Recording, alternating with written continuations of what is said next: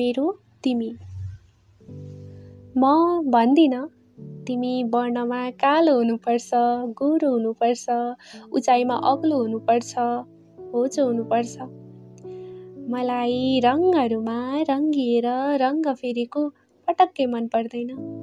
मलाई रङहरूमा रङ्गिएर रङ्ग फेरेको पटक्कै मन पर्दैन। त्यसैले तिमी जस्तो छौ त्यस्तै भइआउनु। म भन्दिन तिमी सर्वशाली धनी हुनुपर्छ, तिम्रो महल हुनुपर्छ, चढ्नलाई प्राइभेट गाडी हुनुपर्छ। म भन्दिन। हो, अहिले समय पहिला जस्तो कहाँ छ र? मनभन्दा पनि धन हेर्ने भएको छ।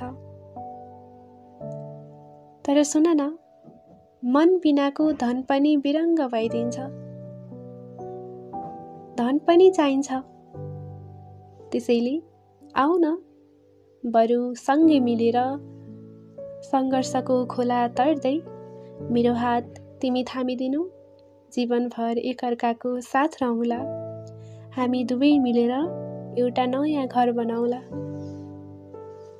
चाहिँदैन महँगो उपहार, दुखी हुँदा माया भन्दै आफ्नो न्यानो अँगालोको स्पर्श गराउनु। जीवन कटाउन मिठो बोली अनि एकअर्काको आधारको पनि जरुरत हुन्छ, जुन मैले तिमीलाई दिन सकूँ अनि तिमीले मलाई।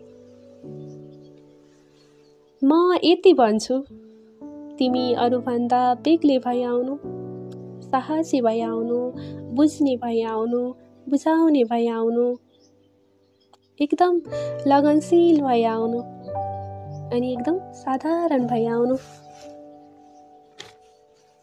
धेरै माया लिएर आउनु।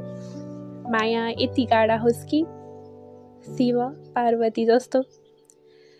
मेरो बाबाले मुस्कुराउँदै भनुन्, ज्वाइँ होइन छोरा हो मेरो। मेरी आमाले हरेक दुःख सुखका कुरा पोख्न सकुन्। तिमी हौसला र प्रेरणाको स्रोत बनिदिनु। तिमी बिना स्वार्थ आउनु। जसरी एउटा ओइलिन लागेको बिरुवालाई थोरै पानी हाल्दा पनि भोलिपल्ट हराभरा देखिन्छ।